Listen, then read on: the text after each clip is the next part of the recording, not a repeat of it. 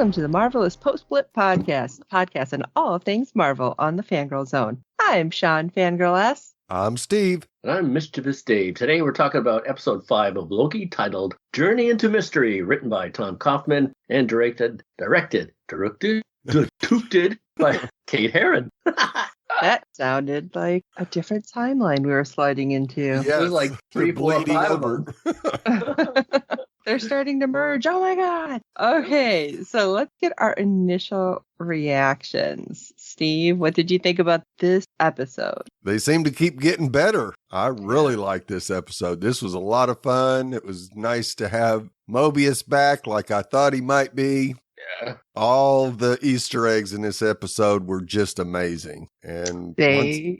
Yeah, I'm like, Dave, did you have a comment about Steve's reaction to the Easter eggs before he goes on?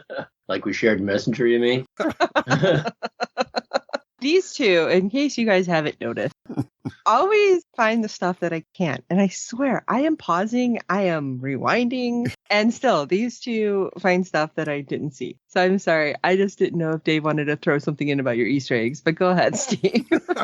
And we got the two Lokis closer together, not yet quite wanting to say something romantic to each other, but you could kind of see it in their eyes.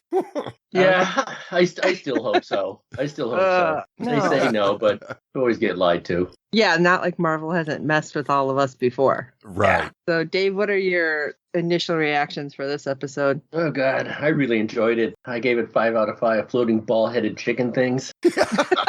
I couldn't figure out what the hell it was. I'm watching those things walking. Yeah. Another terrific episode. I wouldn't call them plot holes. They were like convenient coincidences. Who cares? Right. I don't care. It's still fun. Very fun. Now I'm going to be sad that it's all coming to an ending. Right. That's the thing. I can't believe this is like the second to last episode. It's like, no. Yeah. Kind of a bummer. I feel they definitely could have gone on. I mean, we don't have any idea what the last episode's bringing, but I think everybody wanted more Loki anyway. Oh, yeah. Yeah. The effects have been amazing. Yes. So I really like this one. Yeah. That weird chicken. I don't know what it is. Creature without a head. It reminds me of a cartoon, and I cannot remember what cartoon. It's like they were little kind of quail things, and it had like a thing sticking up on its head and a little ball. I don't know why. I remember that too. I can't. Thank you. I liked it. I make this up in my head. I know it too. And just like all the little things. There were so many. Like I said, I had to pause. I rewound. It's like, wait, what is that? Hold on. Wait, what? Yeah. So there was a lot of that happening. And I think that a lot of throwbacks to the comic I thought were pretty awesome. So it just makes me think, all right, how are they going to pull all of this together? And is it somehow, obviously, we're going to get with Doctor Strange at some point, and this is all got to come into play, at least in my mind. But is this somehow going to lead to everything being tied together because of leaks on Twitter, which I don't know if I should mention. I don't know if I should mention it here yet, but I'm going to, because spoiler, Hugh Jackman has been releasing photos and he's looking like Wolverine again. Uh-oh. So I'm like, is this all somehow going to throw in? Is it going to wait until like Doctor Strange? So I'm like super excited and literally was like bouncing in my seat with this episode because I'm like, yes, it's great. And then the memes again, everybody on the interwebs have been on point with their memes out of these episodes. So kudos to you. And I want to say really quick, this is Black Widow opening weekend. So I'm excited we're getting a Marvel movie in theaters again that apparently has a pretty decent after credit scene, since they did not give us any after credit scenes here. Nope. But I will be waited with bated breath. All right, shall we get into the episode? Okay. Loki tries to escape the void, a desolate purgatory where he meets variant versions of himself. We open on a revolving shot through the Time Variance Authority that takes us through the chambers of the Timekeepers, now revealed to be frauds, mechanical frauds. And the smoke and mirror transports us to another location completely, a wasteland of objects scattered around across time and space. In episode 4, post-credit sequence, the ruins of Stark Tower could be glimpsed in the background behind Richard E. Grant and his fellow Lokis. But this episode provides a closer look, revealing an Easter egg inside the Easter egg to phrase Mobius. Instead of the usual Stark of Avengers logo, the tower is clearly adorned with Kang, which is a nod to Kang Enterprises, the company Tony Stark sold his famous tower to in a 2015 Avengers comic run. The Kang CEO was a mysterious Mr. Griffon, an alter ego of Kang the Conqueror who became trapped in 21st century Earth. Oh hey, my like God. us. I didn't even see that. Oh, you didn't see it? No. Oh, see, that's why I said I'm watching it again when we're done. Yeah. Because there's just so, after finding the Easter eggs, or I should say after you guys have found Easter eggs, I'll go back and see if I can see them. That's crazy. That's crazy. It's so crazy. Okay, where was I? I moved my finger. It's here where we find Loki post-pruned, meeting 4 other variants. Classic Loki, Richard E. Grant, Kid Loki, Jack Field, Boastful Loki, Daobia Opari, and Alligator Loki. Excuse me, what is the alligator's name? I'm kidding. I don't know. Did you say grr? He growls a lot. I've seen it. I like how he jumps. We get to see him jump. I've seen a real alligator jump. Did I tell you about that down in New Orleans? A guy hung he goes, first of all, keep all your hands and legs inside the boat. Yes. And then he sticks out a marshmallow, and this alligator jumps out of the water and grabs a marshmallow. Holy crap. Wow. Yeah. A marshmallow isn't that big. I like where I keep my fingers. I know there's some place down in Florida that does it with like chicken, but the chicken is like out on a pole, so it's not even like, oh, look how close I can get. That would scare the hell out of me. Yeah. And he was in the same boat as you? Yeah, maybe no. So the quartet welcomed into his new home, the Void, and a new enemy, Alioth, a giant purple smoke monster looming in the distance. It would seem the TVA has been pruning the Lost Island, judging by the show's new monster. Yep. I was Smokey. thinking He's got a hatch, too. Yeah. Oh. Smokey, the hatch. Just need the letters going through a tube and popping up in the middle of nowhere, which is pretty much what happened, too. Yeah. Indeed, the biggest problem Loki faces in the Void isn't the bad weather or crushing existential self-doubt. It's the realm's guard dog, designed explicitly to prevent any prune variants from escaping. Or is he? Yeah. This bad-tempered monster comes in the form of Alioth, a smoky and destructive cloud, capable of chewing through whatever the TVA throws in its path. In Marvel Comics, Alioth is simply a purple-hued cloud with red eyes, and he debuted in 1993 as a rival to Kang the Conqueror, or the Kangster. Unbound by time, Alioth boasts a massive temporal empire, but his MCU counterpart seems to be more of a mindless villain, at least for now. Right. We'll see. Okay, so everything is pointing to Kang. Yep. Right now, But it sure seems that way. So there's a giant everything was rug they're pointing gonna to pull out. Mephisto. So Yeah. Yeah. I trust nothing. Nope. I've watched too much Stephen Moffat. I do not believe anything. It's misdirection. So back at the TVA, Sylvie has taken Ravonna, Renslayer, captive and ended up back in the courtroom. How did they end up there? That's a pretty big leap from where they were. Right. Kind of feel like Sylvie had the upper hand if they stayed up in the Timekeepers area. But Renslayer claims ignorance on who the true monsters of the organization are. Yeah, okay. I don't believe you. No. And she does reveal, though, that Loki isn't dead yet. It's like, wait, what? And I think Sylvie even stopped, like, do I listen? Yeah. But anyone who's pruned is sent to the Void. Boy, that just sounds really ominous. A place at the end of time where everything stopped and no variants can continue to grow timeline branches. Sylvie seems to tepidly trust Renslayer upon getting this intel. And she gives her temp pad back, which I don't know if I would have done that either, though. It's Right. like, yeah, I'm just going to hold on to this because I could send your butt there or something. But they're going to, quote unquote, work together to get Loki back. See, I don't believe anything because it's coming out of her mouth. No. She needed to get slapped and like stabbed in the shoulder. I don't know. Maybe she would have been more forthcoming. I am not happy with her. And if it turns out that it's somehow her this whole time, I'm like going to lose all faith in Marvel. I'm telling you. Oh. Well, I kind of think this episode proved that it wasn't Ravonna behind all this just because of everything she's having to look up and something B20 says to her later.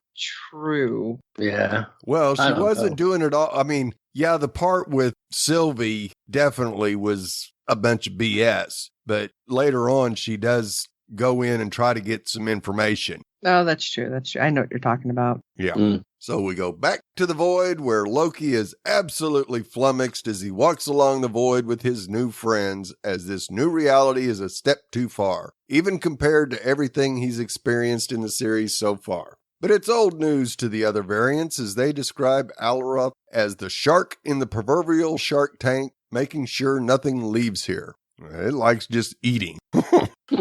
They're all Lokis at the end of the day, though, laughing in the face of Loki when he proposes several escape plans. That was cold. Yeah. I love that they're drinking, was it rock tart wine, too? Yeah. Out of a box. Yeah, I'm telling you, poor Loki. As the quintet of Lokis traverse the dim grasslands of the void, several large stone heads can be spotted protruding from the planet. Now, one of these belongs to Ant-Man villain Yellow Jacket. Yellow Jacket was dealt a subatomic crushing at the hands of Scott Lang and hasn't been spotted since. So he comes back as a great stonehead? Yeah. That's weird. I was trying to figure out I don't know how you guys are finding this stuff. There was a stonehead that had a veil or like a hood over its face. You guys see that one? Yeah, saw that one too. Couldn't figure out what that one was. Yeah, don't get it. While the gigantic dimensions of this Loki Easter egg can almost certainly be attributed to the size-altering capabilities of Yellow Jacket's suit, there are several ways it might have wound up populating the void. Either a variant Yellow Jacket was pinched by the TVA, or the original Yellow Jacket crossed the quantum realm to reach the end of time itself. Yeah, way to go on that one then. Yeah. Another Easter egg in this episode is the remains of the Thanos copter. God. I love that. Yes. I had to rewind because Jason didn't catch it because he was watching. Right, Wait, what? Oh, Jason. And then I had to pull up the picture from the comic. Oh, I know. That was so bad. Yeah. Sitting in the void world, the dilapidated ruins of a garish yellow helicopter with Thanos emblazoned on the side can be seen. This is a direct nod to the Thanos copter, which made a brief, ill-advised appearance in 1979 as the Mad Titan's favorite mode of transport. Yeah, ill-advised. Cringeworthy. Yes. The sight of a major Marvel baddie bumbling around in a helicopter was widely mocked by readers and has since been consigned to the trash can of quirky, forgotten, failed experiment. In a fun twist of fortune, it seems at least one Thanos variant built himself a chopper and was denied by the TVA. That's one pruning we can all get behind. Yep. Now, Kid Loki is revealed to be their leader, having shown his bloodthirstiness in his Nexus event of killing Thor. And he has a throne fit for a king, displayed in an impressive underground bunker that all the Lokis head off to. Which is what any kid would do. Of course. It looks like a kid's castle if you were the king. So, back to Sylvie and Ravonna. Sylvie brainstorms whoever's behind the TVA is obscure through the void, as it's the perfect place to start Nexus events and not get detected. She suggests they fly into the void, with Renslayer agreeing they use a spaceship, not a helicopter, specifically designed to handle temporal energy. But their partnership is short-lived as Sylvie realizes the judge's offer is too good to be true. Man, she's almost a Loki herself. Either she's learned all this lying through Lokis, or we should fit her for a cap with horns sticking out of it. Right. I don't know. Well, Miss Minutes is the one who came up with it really quick. Yeah. But then couldn't find the information on it, so. Still looking. I'm starting to wonder if Miss Minutes is almost like the mouthpiece, too, of whoever's behind everything. Yeah. Well, almost on cue, Sylvie goes into hiding as several TVA Minutemen charge in. Traitor? Not you, Sylvie. So Renslayer is back in charge. Sylvie toys with her, asking if she really felt betrayed by whoever her bosses are. With that, the Asgardian prunes herself, singing herself into the void. Even though blinking an eye, Renslayer lies that she's dead and out of their hair. Man, she just can't stop. How does nobody question what she's talking about, though? Right. I mean, these people can't be so brainwashed? Numbed. Yeah, I know. I'm trying to find the right word. It's or are they just Renslayer is almost like personal bodyguards, so they won't question anything. Why not? It just seems so strange. Some people just follow authority, no matter how it's cloaked. Yeah. Yeah, that a little too close to home for me. Yeah. Well, let's jump back to the void. And I love this part. This part, I think it was 3 or 4 times I stopped to rewind. Right. The camera pans down into the Loki's bowling alley lair, and the audience sees a cross-section of just a ton of debris buried beneath the void world. And what is with all of the plastic lunch trays? I mean, and the juice boxes apparently straight from the TVA. It's like, what is going on? That's a hell of a lot of lunch trays is all I'm saying. Yeah. Absolutely. And I kept like trying to figure out, it's like, does this mean something? But it's unlikely that the organization's own lunch equipment was in violation of the time variance law, but perhaps the Minutemen and analysts got lazy and started pruning their trash instead of disposing of it properly. I kind of wish we'd have seen, was it the whole cart disappear that D20 had done when she was going after Loki? Right. It's like, just kind of wish you seen that kind of like rolling along or something. My crazy brain thought it might have been the from the original Spider-Man movie with Tobey Maguire when he gets the lunch tray stuck on his hand with his spider webbing. Oh, you know what? No, that would be good because that kind of plays into what I'm thinking that could possibly happen. Oh. Yeah, see, we're thinking alike, kind of. That's scary. Yes. You should run. But not all of the discarded remnants inside the void are worthless TVA lunch trays. We see in the dirt, which this kind of threw me, Thor's famous hammer Mjolnir. And it's not clear whether the hammer itself became a variant or if it goes along with what kind of was next to it, in my opinion. But maybe Mjolnir was just simply consigned to the void along with the other variants of Asgard. I mean, it could be from Kid Loki because he killed Thor in his time, right? Right. Yeah. But there was something that I had mentioned, I think, last episode. I think it was last one. Yep. We happened to see a jar, and I'm like, what the hell is bouncing around in it? This is what took me so many times I had to stop and rewind and stop and rewind. We see Throg, which, if you don't know what that is, it is a combination of a frog and, yes, Thor, the god of thunder. Because apparently at some point Loki turns Thor into a frog, and then they did a whole, at least, I don't want to say a whole series, but at least one full comic with him like that. But I'm like, is that him? Because at first we thought it was just like a really tiny Thor. I'm like, no, oh my God, it's the frog. I'm like, that is awesome. I don't know why I thought that was the best thing, because probably it's the one thing I found. Right. You guys found all the rest. I'm like, oh, look, it's the frog. Simon Walterson was a human transferred into a frog by magic. Apparently this is in one of the other comics, and he was granted the powers of Thor after picking up Mjolnir. So I thought there was 2 different versions, unless I was reading about the actual like Loki doing that to Thor in the Norse mythology. Right. But all I know is there was an actual, the picture, if you haven't seen Frog Thor from the comics, you should look it up because he's even got the little chest plate. Nice. And the little helmet. It's just so cute and weird. But it goes perfect with Alligator Loki. Come on. But, I mean, obviously he's a variant, right? Maybe he would fall in really well with What If. Right. In Loki's Throg Seed, we see a jar of Asgard, and Vivian is labeled T365. Every time I see the numbers, I'm like, oh my God, that means something. Yep.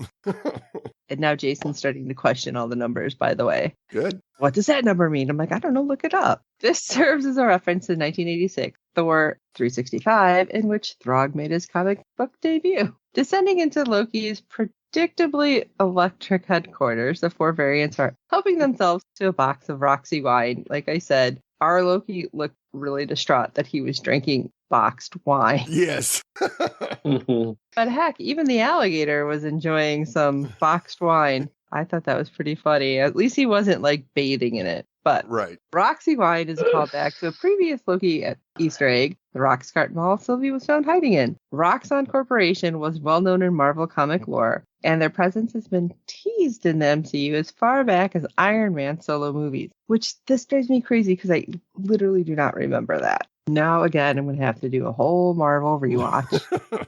Loki continues to imply the company will become more influential in Earth's future. Back, I'm assuming all in the comics because he wasn't in Iron Man. Loki is somewhat of a running gag with limited edition or discontinued short-lived drinks from the eras gone by, because we have seen thus far Mobius and his Justicola. Then Casey was spotted guzzling down a Boku juice. And now we see Kid Loki has somehow managed to score Ecto Cooler High C Punch, which, if memory serves, that stuff was kind of disgusting. Yeah, it kind of tasted like Slimer.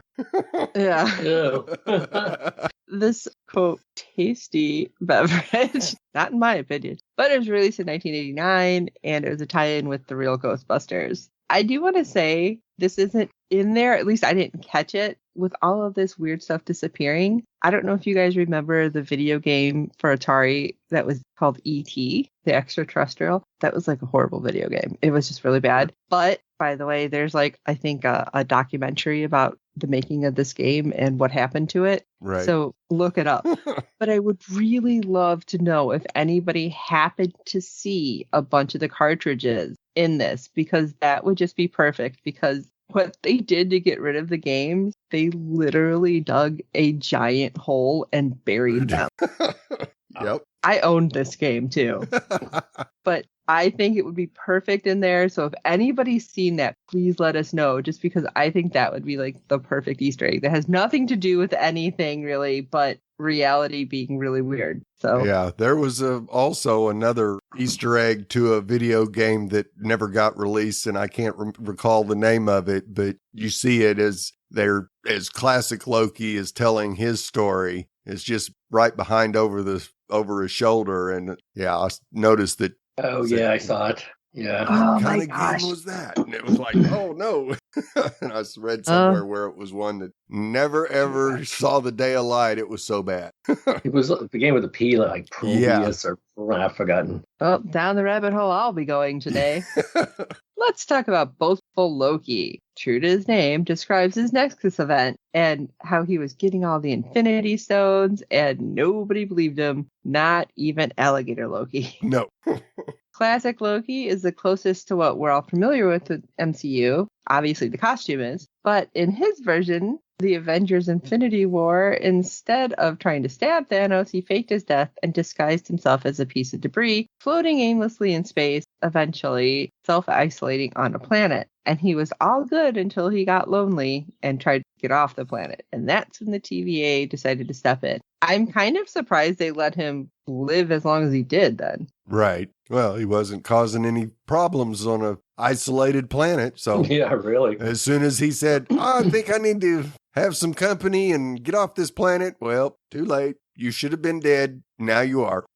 And what I thought was interesting, he said everything always went like right for him. Right. And he got along with everybody, and he wasn't like the crazy mischievous Loki that we know. So I feel like our Loki kind of listened to him and looked at him and looked a little sad. He's like, wait, like you knew everybody? You were friends with people? Yeah. I was like, oh. That's what makes him a variant. Yeah, right? So they all decide to toast to the god of outcasts, and our Loki refuses to sit idly by. Big surprise. He's going to leave the bunker, and he's going to do something, and he's going to make things right. And of course, they all laugh at him. But as he's about to leave the bunker, this is when we finally get the shot that we've been seeing in the previews that's been making me crazy. I'm like, when are we going to see that? Right. He's going to go get Sylvie and get the TVA and take him down. But he opens up the hatch and there's all of the other Lokis, which I don't know because I did not go through all the credits, including foreign credit, if they named what everyone was. Yeah. Does anyone know? I didn't see it. Of course. Because those were great. Yeah. On mine, they shrink the screen down and give you a Falcon and the Winter Soldier. Yeah. Watch this next.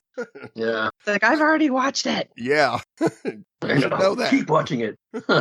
So instead of finding out about all these other Loki variants, we go further outside the void as Sylvie comes to in a desiccated school bus. I wonder if that was the magic school bus. I thought of that school bus that young Clark Kent didn't rescue in the most recent Superman movie.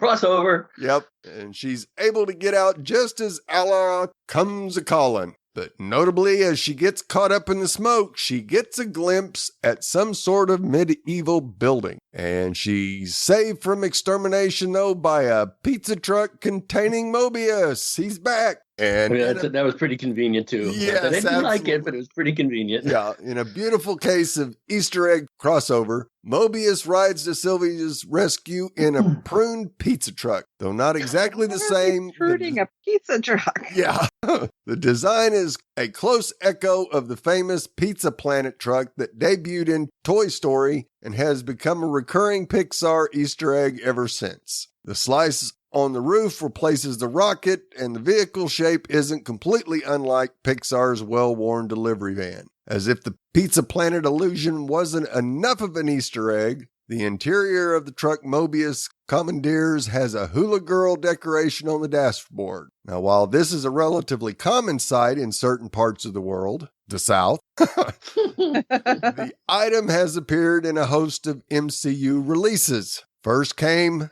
the name that shall not be, the show that shall not be canon anymore, Agents of S.H.I.E.L.D., tied into the Tahiti program that revived Phil Coulson after he was killed by Loki in the Avengers. And then the same figurine was glimpsed in WandaVision when Darcy and Vision teamed up to hijack a truck. It's a miracle Mobius's pizza truck moves as fast as it does, considering it was burdened with so many glorious Easter eggs.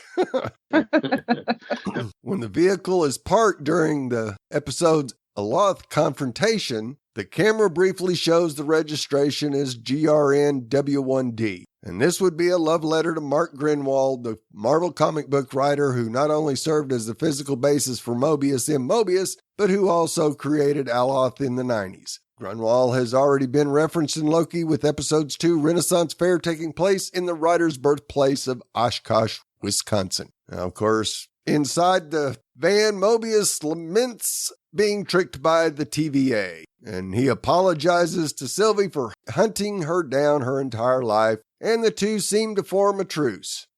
Until Sylvia directs Mobius back into the storm, hoping to succeed in her mission of finding out what's behind the void. Mobius was not wanting to have anything to do with that. Yeah, turn what around? Yeah. These guys should be friends, though. They all have a common cause. Yep. Meanwhile, the bunker has been invaded by President Loki and his army of variants. So goofy. Yeah. It turns out the boastful Loki sold out their location in exchange for the throne. How could he buy that? Is he stupid? Right. He's a Loki. He should know better. Yeah. True Loki fashion. Yeah, the Loki in chief double crosses him, intending to take the throne for himself. In another twist, the army of Lokis turned on their commander, causing a Loki on Loki brouhaha. They should have had, what was that comic? Not Monty Python, but the other one with the silly music you used to play at the end, and they all ran around chasing each other. Oh. Yeah. Benny Hill. Yes. That would have been awesome. And Mr. Chaos, Loki, classic Loki, Kid Loki, and Reptile Loki. I mean, Alligator Loki, excuse me. As the other variants lament, I don't want him to bite my hand off. As the other variants lamenting the brokenness and inability to change that comes with their persona, Loki comes up with a plan to kill Goliath and escape the void. It's easier said than done, though, as we see the monsters capable of swallowing up an entire ship and its crew in seconds. That was just crazy. Yes. I remember I've listened to a lot of comments. They're like, oh, I haven't seen that movie. And I'm like, you haven't? Yeah, how could you not? The Philadelphia experiment. Come on. The second major reveal, real world mystery is inside the void is the USS Eldridge, which suddenly drops from the sky and is immediately devoured by the ever-hungry Goliath. The Eldridge was supposedly turned invisible as part of the Philadelphia experiment, but now we know as part of the pesky TVA all along, or the Philadelphia experiment worked. Right. And it had to be, pruned. Luckily, they find some reinforcement when they run into Mobius and Sylvie. After no hugs, I would have hugged her. After a brief reunion, Sylvie immediately pokes holes in Loki's plan and suggests her own. Enchant Goliath and find out where the TVA creators really are. That sounds easy, too. Yeah. Okay, the whole thing with the multi-Lokis, I have to say, when we had our Loki, like, just kind of facepalm, like, oh my god, I was like these guys. Yeah. That had to be the best. And then when, Alligator Loki takes a hand, and they're like, why is there an alligator here? And I think it was it Kid Loki or Classic Loki or both? They're like, he's a Loki. Just like saying it like, what are you, dumb? Yeah. It's like, do you not see the helmet? Yeah. Right. I just thought that whole thing was great with the fighting. Oh, yeah. It was like, hilarious to watch them want to know kind where of all the sneak through Lokis the are. fight and not get hit or get involved to I know. make their way out. It's a very much just a Three Stooges thing when they just kind of like, Yes. I think I'll walk out this door. Yeah, I was like, oh, they're going to Scooby-Doo, like, tiptoe past the Yeah. bad guy. And I loved how we got a little glimpse of classic Loki's powers. Right. I don't know how many people really paid attention because, like, everything that was going on. But I'm like, wait, oh, hey, look at, okay. I like how he's doing this. I got it. And it's like, why do I feel like that's going to be a big thing later? Well, it was. Sneaky. Let's go back to the TVA because, hey, you know who's popping back up? B-15. And Renslayer goes to pay a visit. When she goes into the room, there's nobody there. I'm like, oh, did they put her in one of those loops? No, it is something even worse, it seems, because she's just in like a red glowing kind of closet. Right. She doesn't even get to relive anything. She just has to sit there because it looks like a lava lamp. Yeah, that won't give you a headache or anything. Yeah. But B-15 is being questioned about, what did Sylvie tell you? What did she do? What did she show you? It's like, I kind of wanted her to be all smart aleck and be like, why don't you let her show you? Yeah. Yeah. But you freed her. You are a traitor. And B-15 decides to argue that, you know what? No, I'm not, because the other employees deserve to know the truth about all of them being variant. And Renslayer wants none of it. She's like, the TVA needs stability right now. You know what? I don't think you're very stable right now, Renslayer. I think it's almost time for you to be pruned. Just throwing that out there. And of course, B-15 sees right through her, knowing that, like Sylvie, you want to know who's behind everything. But then she decides to taunt her, which I loved because, like I said, Renslayer deserves all of it. She's like, listen, you're not going to find out what you want. Why? She's going to. Sylvie definitely is, because you only want it. She needs it. And it's like, you almost heard like the evil laugh as she like leaves her. It's like, I feel like that was kind of like happening without happening. Yeah. I didn't find it particularly convincing. Like, all you have to do is slam the door in her face. Yeah, okay, thanks, back. Slam. Back to your lava lamp. I don't know. It doesn't, I don't think that moment landed. Not for me, anyway. I feel like it's throwing her off more than we think. And it's just, she doesn't know what to do. And that's what's going to make her screw up, which I hope anyway. She's finally dealing with the unknown. Right. Yeah. Well, back in the void, the group waits out the execution of Sylvie's plan. She and Loki sit silently on a hill, eventually sharing a blanket in the face of a stiff breeze. That probably wasn't the only thing that was stiff. Oh. More spear talk? Yes. They bring up the reveal last episode that their Nexus event was falling in love, shrugging it off as yet another TVA lie. But it's clear neither one of them actually believed that, as they continue to dance around their true feelings for each other. And they sure did a lot of that. Loki promises Sylvie he will not betray her in the final hour, telling her he's not that person anymore.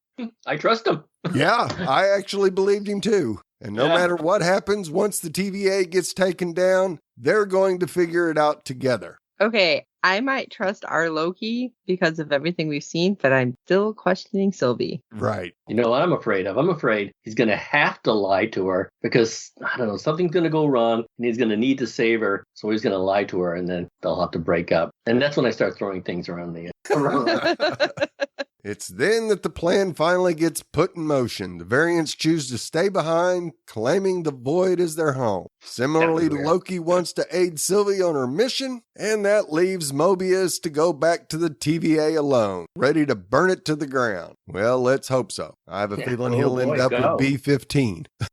Yeah. It's here he bids farewell to Loki, thanking him for his camaraderie and spark of truth. The two men surprisingly hug, a symbol of how much their short-lived connection means to each other. Thought that was great. That was so cute. Yes, that was awesome. Yeah. Because he wasn't going to, and then I think Loki realizes, okay, you know what? Things could go very wrong. So let me do this because I actually had a connection. Right. But then when we see Mobius look at Sylvie and do the, you're my favorite, and she smiles, I'm like, oh, that's so cute. I do want to say, too, when they were sitting there and he conjures up the blanket and she's like, well, you can conjure me up something else to wear. I thought he was going to pull up like Asgardian clothes, like a toga, basically. Right. Like, here, you can have this. Like, I was waiting for something smart, Alec. I still don't feel like it's love with them. I mean, I feel there's a connection, but it doesn't have to be like love. No, it could be brothers and sister. I think he's still a little intimidated by her, too.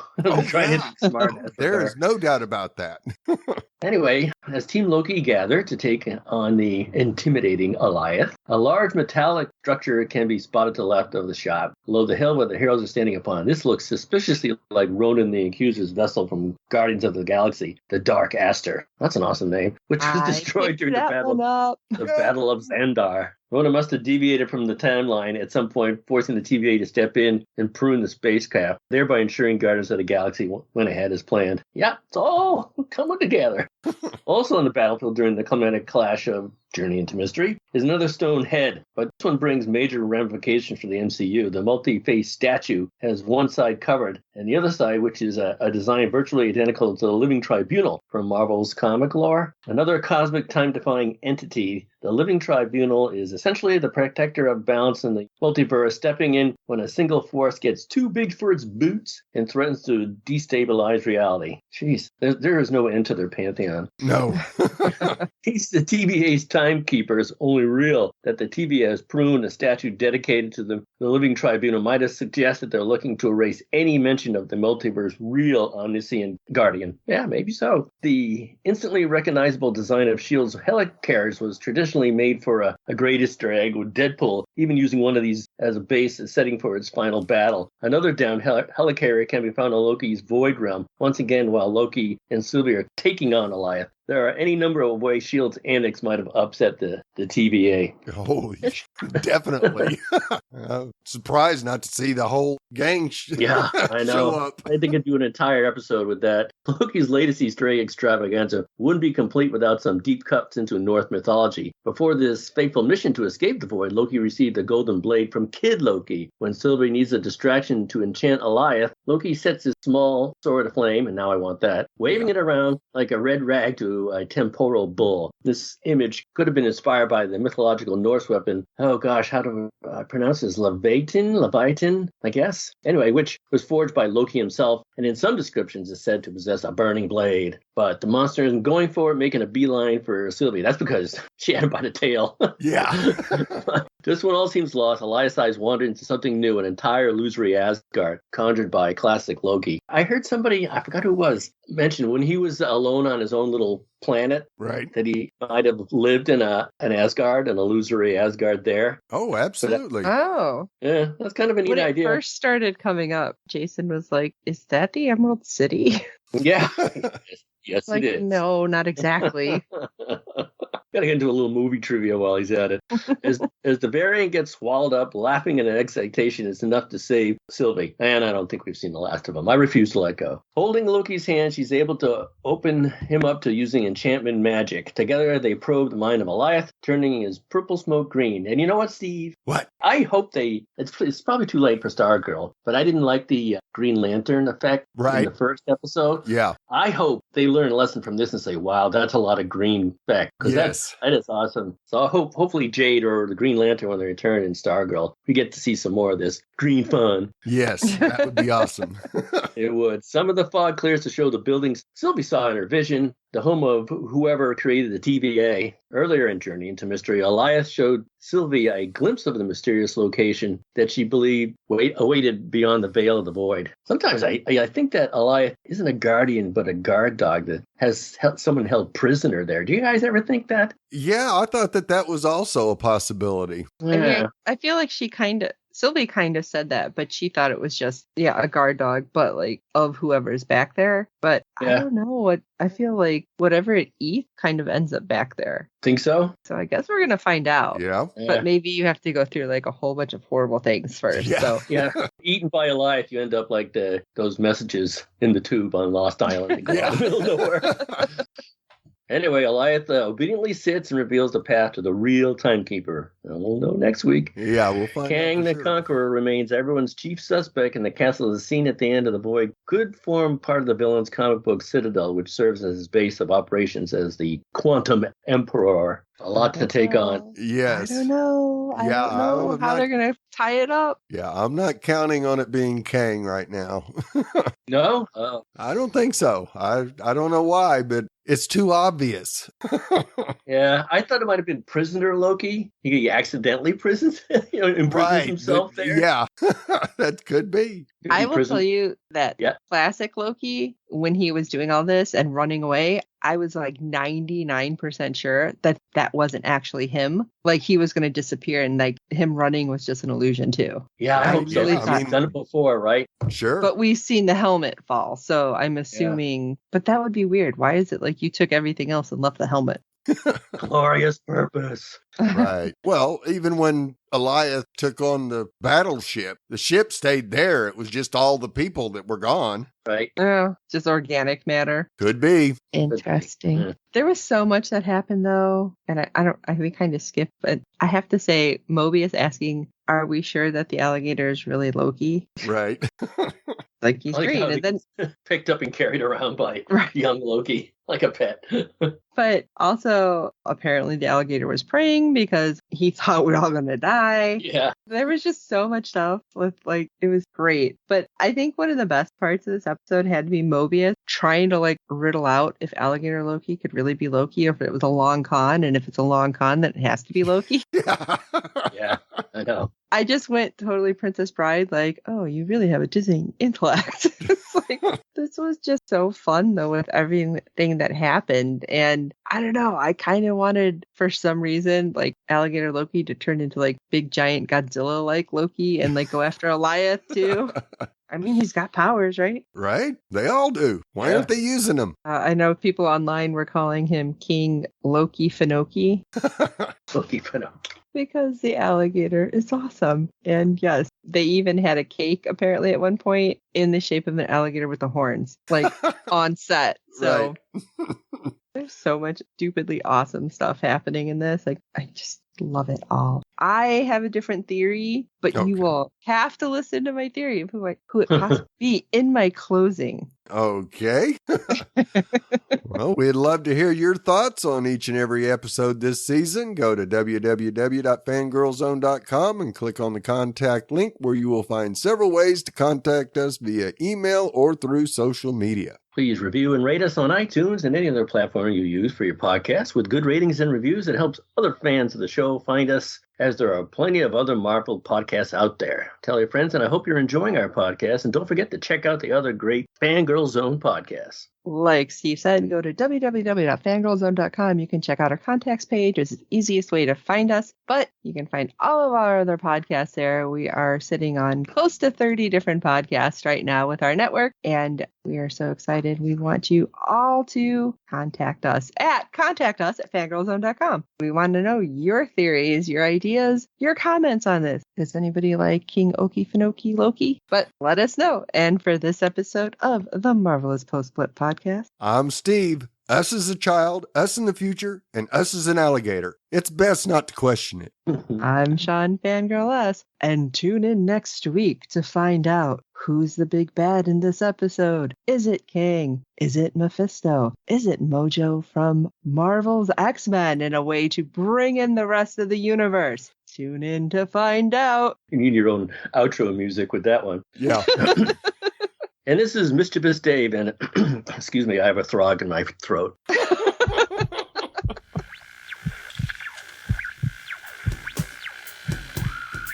There is nothing wrong with your internet. Do not attempt to adjust your settings. We are controlling the podcast. We control the squealing and the screams. We can make your heart flutter, your eyes blur from tears, or sharpen your mind to crystal clarity. For the next hour, sit back. We are in control of what you hear. We repeat, there is nothing wrong with your settings. You are about to experience the awe and mystery known as the female mind. You are now entering the Fangirl Zone.